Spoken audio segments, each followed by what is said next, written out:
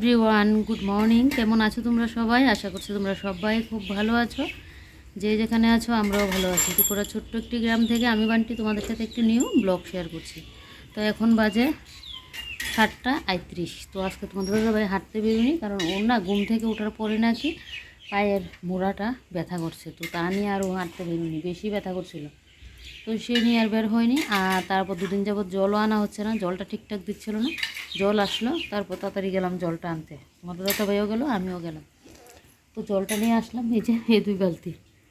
তো সেই সকাল 5টার দিকে যে কারেন্ট গেল, কারেন্ট আসার আর নাম নেই। সেই যে কারেন্ট গেল, আবার সকালবেলা একটু এই যে 5 মিনিটও হবে না, ধীরে ধীরে একটুখানি বৃষ্টি পড়লো, বৃষ্টির মানে নাম অতটুকুই।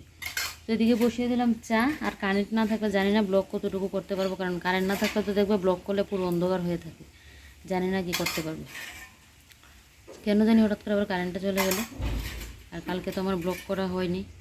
আর এদিকে এখন চাটা বসিয়ে দিলাম, চা টিফিন করবো, তারপর গিয়ে রান্নাবান্না বসাবো। আর বাইরের অবস্থাটা দেখো, এই যে দেখো, একটু পর থেকেই দিয়ে দেবে রোদ। যা পরিমাণে রোদ দেয় না, অসহ্য যেন লাগে। আমি তো ভাবলাম বৃষ্টিটা হচ্ছে যখন ভালোই হবে, সেই কিসের আর বৃষ্টি। আমাদের এখানে বলতে তেলিয়ামুড়াতে না, এটা আগরতলা থেকে পেরিয়ে আরও যেতে লাগে। তো সেই কসবার মন্দিরে না, গ্রামের সকলে মিলে এই কসবার মানে মার মন্দিরের পুকুর থেকে জল নিয়ে পুরো মন্দির ভিজিয়ে দিল, যাতে বৃষ্টি হওয়ার জন্য। গত বছরও নাকি এরকম করেছিল, তারপর নাকি হয়েছিল। তো এই বছরও করলো, সেটা আমি মোবাইলে দেখলাম। তো সেই কোথায় বৃষ্টি যে কবে হবে, সেটাই হচ্ছে কথা। এখন সবাই একটু বৃষ্টির অপেক্ষা করছে, কিন্তু বৃষ্টি আসছে না। যাই হোক, চলো চাটা নামাই। দেখো ঘরের মধ্যে কি অন্ধকার, কিছুই হচ্ছে না দেখো। আর এই যে দেখো আমাদের চা, এরকম অন্ধকারের মধ্যে না ভিডিও করতে দেখবে ভালো লাগে না। তারপরেও আজকে আমার ব্লগ করতেই লাগবে, কারণ কালকে কোনো ব্লগ বানাইনি, আজকে তো বানাতে লাগবে। যাই হোক, চলো তোমরা সাথে থাকো, দেখতে থাকো ব্লগটা। আশা করছি আজকের ব্লগটাও তোমাদের ভালো লাগবে।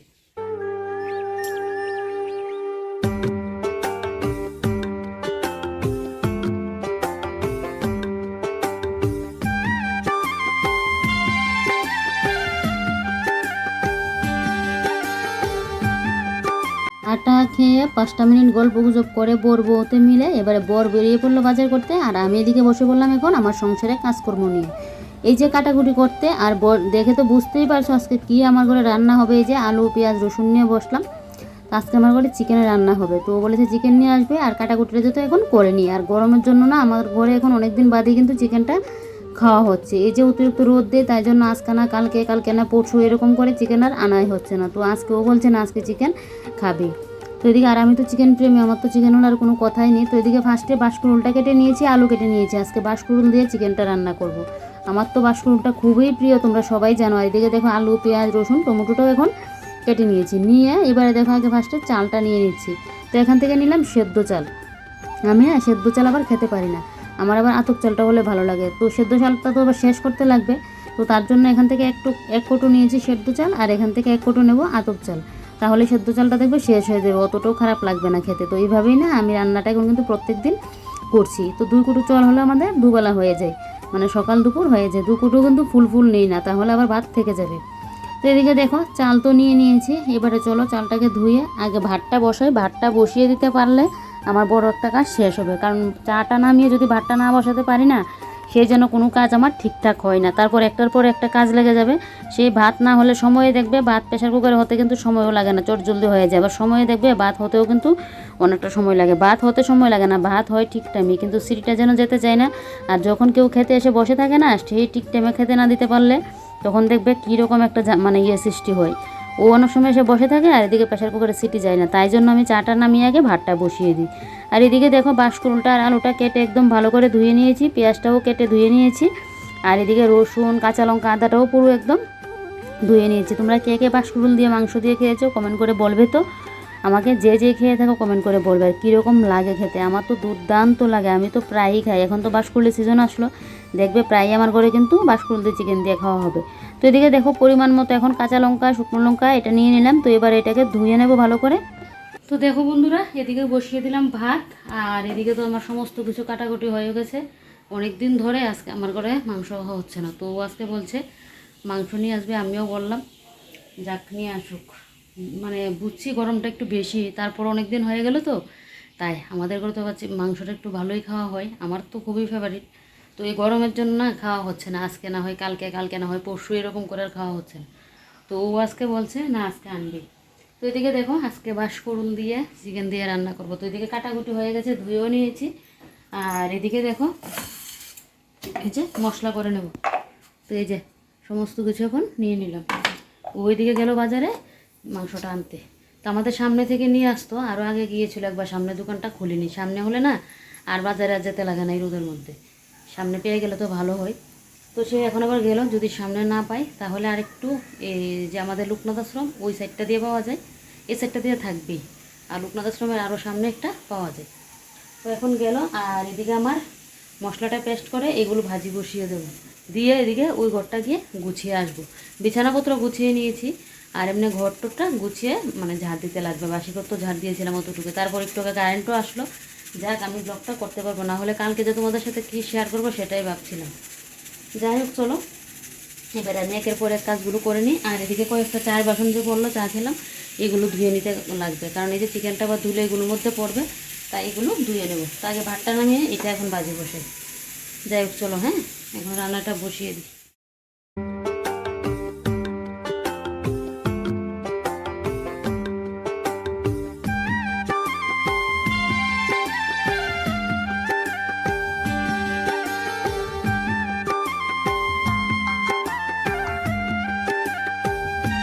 মশলা করে এবারে মিক্সার গ্রাইন্ডারটা দেখো জায়গা মতো এনে রেখে দিয়েছি, সময়ের কাজ সময়ে করে নিলে ভালো হয়।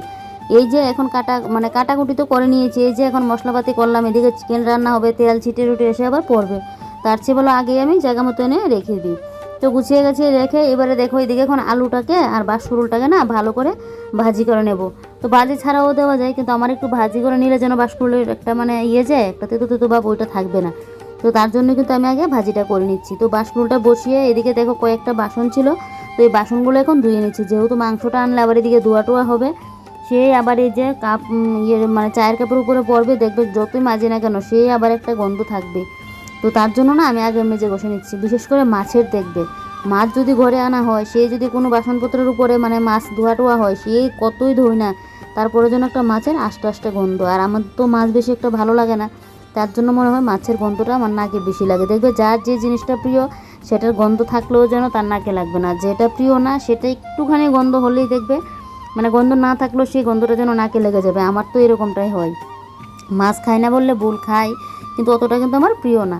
তো এদিকে দেখো এবারে যে কয়েকটা বাসন পড়লো এগুলো এখন ধুয়ে নিলাম, আর এদিকে বটিটাও ধুয়ে নিলাম। কেন বলো তো, বটি দিয়ে তো আর কাটতে করতে লাগবে না, আর লেবু টেবু যা আছে লেবু শসা ওগুলোকে আমি ছুরি দিয়ে কেটে নিতে পারবো।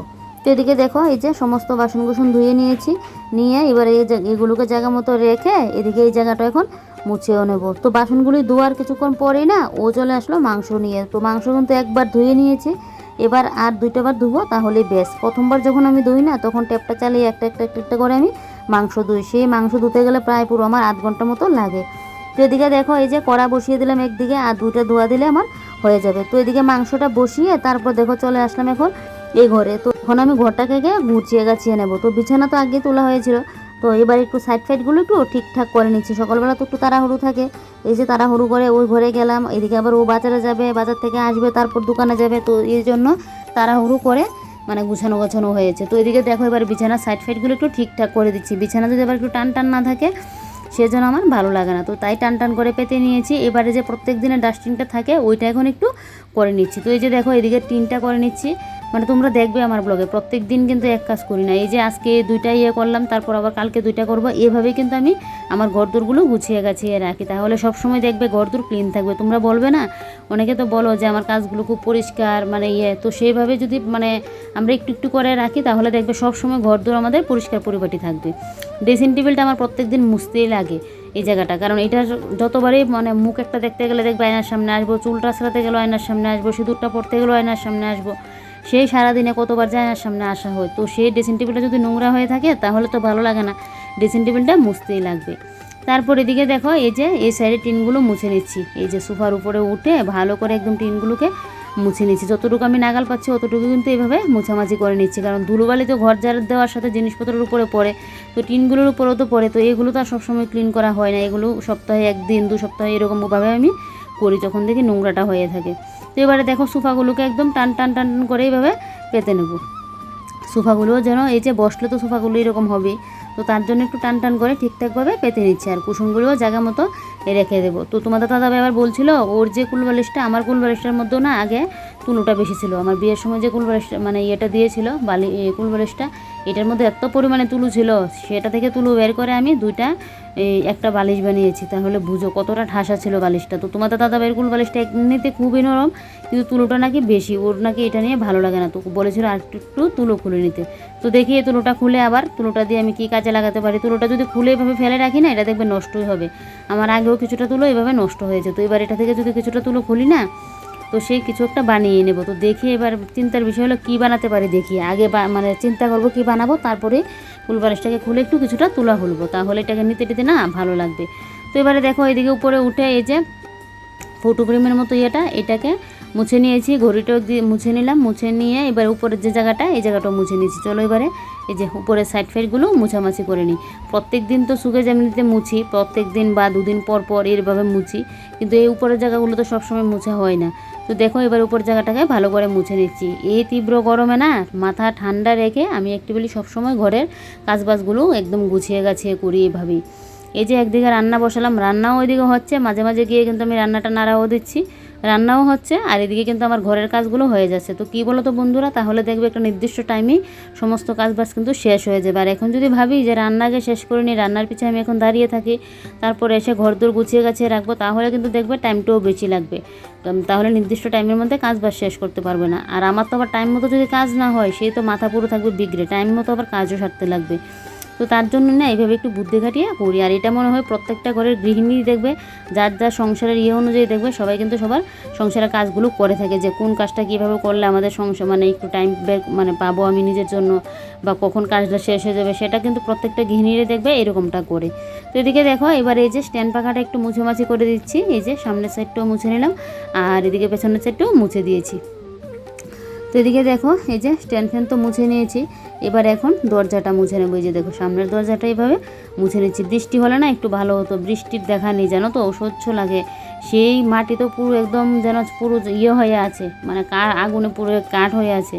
সে কি একটু যদি হাওয়া দেয়, সে কি পরিমাণে ধুলোবালি, আর ধুলোবালি আসলেই ফার্স্টে তো দরজাটার মধ্যে আসে। যখন দেখছি একটু জোরে হাওয়া দিয়েছে, আমি সাথে সাথে দরজা লাগিয়ে নিলে কী হবে, দরজার নিচটা দিয়ে না দেখবে ঘরের মধ্যে কিন্তু ধুলোবালি আসবে, আর ঘরের ফাঁকটা দিয়ে কিন্তু সেই ধুলোবালি ঘরের মধ্যে এসে পড়ি, তুই মানে দরজাটা লাগিয়ে রাখি না কেন। এবারে দেখো দরজাটা মুছে নিয়েছি, এবারে হলো ঘরটা ঝাড় দেওয়ার পালা। ঘরটা ঝাড় দিয়ে নিলে শেষ, ঘরটা মুছে নেব। তো এদিকে কিন্তু আমি বারবার গিয়ে কিন্তু তরকারিটা নাড়া দিয়ে আছি। ওই যে এক কাজ নিয়ে বসে থাকলে এদিকে আবার তরকারি পুরো ছাই হয়ে যাবে, সে আবার সংসারের কাজ করতে গিয়ে সংসারের বেটা আবার করে নেব, সংসারের একটু ভালো করতে গিয়ে সেই সংসারের আবার খারাপ করে নেব। এদিকে মাংসটাও বারবার নাড়া দিচ্ছি, আর এদিকে কিন্তু আমি কাজগুলো করে নিচ্ছি। তো এদিকে দেখো ঘরটা তো ঝাড় দিয়ে নিলাম, বাড়িটা ঝাড় দিয়ে, তো ঘরটা ভেবেছিলাম আবার পরেই মুছবো আমি স্নানে যাওয়ার আগে, তারপর ভাবলাম আবার এই কাজটা ফেলে রাখবো, আমার আবার রান্নাঘরে যে রান্না নামিয়ে আবার রান্নাঘরটা ক্লিন করব, তো তার চেয়ে ভালো না এখনই সাথে সাথেই মুছে নিই। তো এদিকে দেখো ঘর কিন্তু আমার মুছাই দিক দিয়ে হয়ে গেছে, বারান্দাটা মুছলেই বেশ। ওই ঘর দর তো গুছিয়ে নিলাম দেখলেই, আর এখন এই যে মাংসটা বসিয়ে দিয়েছি। আগে মাংসটা বসিয়ে ধুয়ে একদম মাংসটাকে বসিয়ে তারপর গেলাম ওই ঘরটা গুছাতে। এদিকে মাংসটাও নাড়া দিচ্ছি, এদিকে গড়ও গুছাচ্ছে, না হলে না কাজগুলো টাইমের মধ্যে শেষ করতে পারবো না।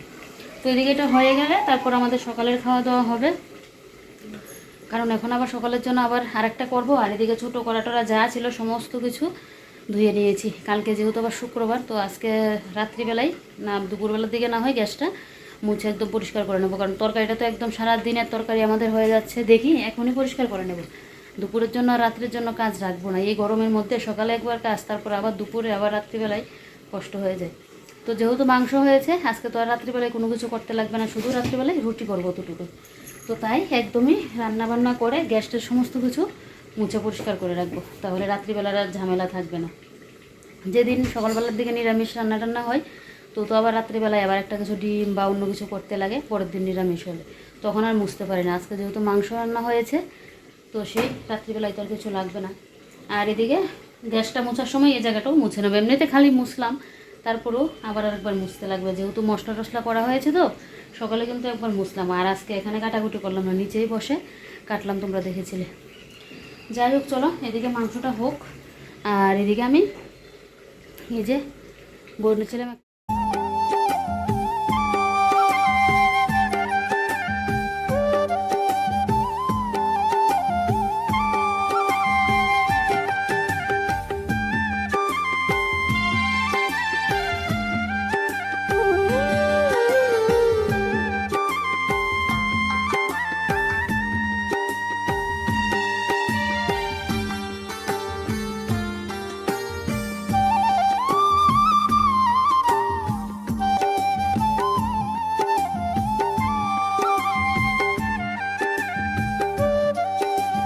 মাছি তো প্রায় অর্ধেক করেই নিয়েছি। তো মাঝখানে কিন্তু সকালে খাওয়া দাওয়া কমপ্লিট করে নিলাম, ও ওইদিকে চলে গেল, আর আমি এদিকে বাকি আমার যা যা কাজ আছে এগুলো এখন করে নিচ্ছি। তো দেখো এদিকে ফিল্টারটা একটু মুছে নিচ্ছি, আর এদিকে এই যে রান্নাঘরটা পরিষ্কার করে একদম চলে যাব স্নান করতে। আর যেহেতু আজকে মানে বৃহস্পতিবার সারাদিনে রান্নাবান্নাও করে নিয়েছি, তাই একবারে গ্যাসটাও পরিষ্কার করে নেব। মানে চিকেন যেহেতু হয়েছে, রাত্রিবেলায় তো আমার ঘরে রুটি হবে, তো সেই আর রাত্রিবেলা রান্নার ঝামেলা নেই, তো তরকারি রান্নার আর ঝামেলা নেই। না হলে যদি তরকারি মানে চিকেন না হতো, এমনি নিরামিষপাতি হতো, তাহলে তো রাত্রিবেলা ডিম অমলেট খেতো, না হলে অন্য কিছু একটা করে দিতে হতো, যেহেতু পরের দিনকে নিরামিষ। তো তার জন্য ভাবলাম কি গ্যাসটা একবারে মুছে নেই, রাত্রিবেলার জন্য আর কাজ রাখবো না। কারণ কি বলো তো বন্ধুরা, সন্ধ্যাবেলায় আমি ফ্রি থাকি না, পুরো ভিডিও এডিটিংয়ের কাজ, আপলোডের কাজ, যারা আমরা ভিডিও করি তারাই বুঝি কিন্তু কতটা কষ্ট থাকে। তার উপর সারাদিন সংসারের কাজ, তাহলে বুঝো শরীরটার জন্য চলে না। তো অন্য সময় তো মানে রাত্রিবেলায় পরিষ্কার করি, আজকে যেহেতু চিকেনটা রান্না হয়েছে তাই ভাবলাম না, সাথে সাথে এখনই পরিষ্কার করে নিই, রাত্রের জন্য আর ঝামেলা রেখে লাভ নেই। কারণ যা পরিমাণে হাড় কপানো গরম, যখনই কাজ করতে যাই তখনই যেন শরীর দিয়ে পুরো অঝরে ঘাম পড়ে। তো এদিকে দেখো গ্যাসটাকে ফার্স্টে কিন্তু আমি সাবান দিয়ে ভালো করে একদম মোছামাছি করে নিয়েছি। এবারে দেখো একদম 3-4 বার করে কিন্তু ভালো করে এভাবে সাইড ফেট সমস্ত কিছু মোছামাছি করে নিচ্ছি। তো এবারে গ্যাসটা মুছে একদম এখন ঘরটা ঝাড় দিয়ে নেবো, ঘরটা ঝাড় দিয়ে চলে যাবো সোজা স্নান করতে। আর আজকে চিকেনটা না বাঁশকুড়ুল দিয়ে যা রান্না হয়েছে খুবই টেস্ট হয়েছে, তোমাদেরকে বলে বোঝাতে পারবো না, অতটা টেস্ট হয়েছে। আমার তো দুর্দান্ত লাগে বাঁশকুড়ুলটা, আর চিকেনও আমি মানে আমার প্রিয়। তো সেই বাঁশকুড়ুল আর চিকেন একসাথে পড়েছে, তাহলে বুঝতেই তো পারছো কতটা ভালো হয়েছে আজকে খেতে, খুবই দুর্দান্ত হয়েছে। তো এবারে যাই হোক, এবারে ঘরটা ঝাড় দিয়ে সোজা চলে যাব স্নান করতে। আমাদের সংসারে জানো তো বন্ধুরা কাজের শেষ নেই, বলেছিলাম তো ঘরটা ঝাড় দিয়ে চলে যাব স্নান করতে, কিন্তু এবার হাত ধুতে গিয়ে চোখে পড়লো এই যে এটার মধ্যে লিকুইড এটা মানে নেই। তো সেই আবার আর একটা প্যাকেট নিয়ে নিলাম, নিয়ে দেখো আমার একটা প্যাকেট দিয়ে না দুবার করে এটার মধ্যে করা যায়, হ্যান্ড ওয়াশের ইয়েটা। তো এবার একটুখানি দিয়ে তারপর জলটা দিয়ে একটু ঝাঁকুনি দিয়ে নিলাম, এবারে জায়গা মতো রেখে দিলাম। এবার এখন এই জায়গাটা মুছে নেবো। দেখো এখানে একটু কিন্তু গুঁড়ো পড়ে গেছে, আর প্যাকেটটা ছিল, প্যাকেটটা ওই সাইডটা দিয়ে ফেলে দিলাম। তো এবারে দেখো এই জায়গাটা মুছে নিয়েছি, নিয়ে মুছে তখন আমি করেছিলাম এই মানে ঘর মুছেছিলাম, তো তার বালতিটা আর ইয়েটা রয়েছে। তো এবারে দেখো ধুয়ে জায়গা মতো বালতিটা এনে রেখে দেবো, আজকে আর জলটা আনলাম না। তো এটা ঘরে নিয়ে নেব। তারপর এদিকে আমি স্নান করেও চলে আসলাম, এসে পুজো টুজো দিলাম, দিয়ে এবারে দেখো জলটা খেয়ে নিলাম। কারণ কেন বলো তো, এমনি তো জল খাই, আর এখন যেহেতু তরমুজটা খাবো তাই আগে জলটা খেয়ে নিচ্ছি। স্নান করে এসে না সাথে সাথে নাকি ফলটা খেতে নিই, এটা আমি আমার মার কাছ থেকেও শুনতাম, মাকেও দেখতাম এরকমটা করতো। কিছু কিছু নিয়ম না আমি সবসময় মেনে চলার চেষ্টা করি, এটা আমার মার থেকে হোক শাশুড়ি মার থেকে হোক। দেখবে নিয়মগুলো হয়তো কারোর কাছে ভালো লাগবে, হয়তো ভালো লাগবে না, কেউ মানবে কেউ মানবে না, এটা জোর করার কিছুই নেই, যার ভালো লাগে সে তো মানবে। তো কিছু কিছু নিয়ম আমি তাই সবসময় মেনে চলার চেষ্টা করি, তাই আগে একটু জলটা খেয়ে তারপরে কিন্তু এখন ফলটা খাচ্ছে। তরমুজটা খেয়ে কী যে শান্তি লাগছে, খুবই একদম ফ্রিজের মধ্যে ছিল, ঠান্ডা হয়েছে, আর মিষ্টিটাও একদম দুর্দান্ত লাল টক টক। কী বলো তো, এই গরমে সারাদিনে সংসারে কাজবাজ করার পর স্নান করে এসে ঘরে আসার পর কেউ যদি এরকম এক পিস তরমুজ বা এক বাটি দই বা একটা আইসক্রিম এরকম হাতে তুলে দেয়, তাহলে দেখবে কতটা ভালো লাগবে। তো হাতে তুলে দেওয়ার মতো তো কেউ নেই, সে আমি নিজে নিজে এখন নিয়ে নিলাম, নিয়ে খাচ্ছি। তো যাই হোক, এবার এখন তরমুজটা খেয়ে রেস্ট করব, ঘুমিয়ে পড়বো, আর বিকেলের দিকে যদি মনে হয় আর একটা ব্লগ আবার শ্যুট করে নেব। চলো তাহলে আজকের ব্লগটা এখানে শেষ করছি, কাল আবারও কোনো নতুন ব্লগে তোমাদের সাথে দেখা হচ্ছে। তোমরা সবাই ভালো থেকো, সুস্থ থেকে, এটাই প্রার্থনা করে, আর ওদের মধ্যে একটু কম বেরো আর বেশি বেশি করে একটু জল পান করো, তাহলে দেখবে ভালো থাকবে। কারণ এই পরিমাণে গরমের মধ্যে জল ছাড়া আর কোনো কিছুই নেই যে আমাদের ভালো রাখতে পারে। তো জলটা বেশি বেশি করে কিন্তু খেতে লাগবে।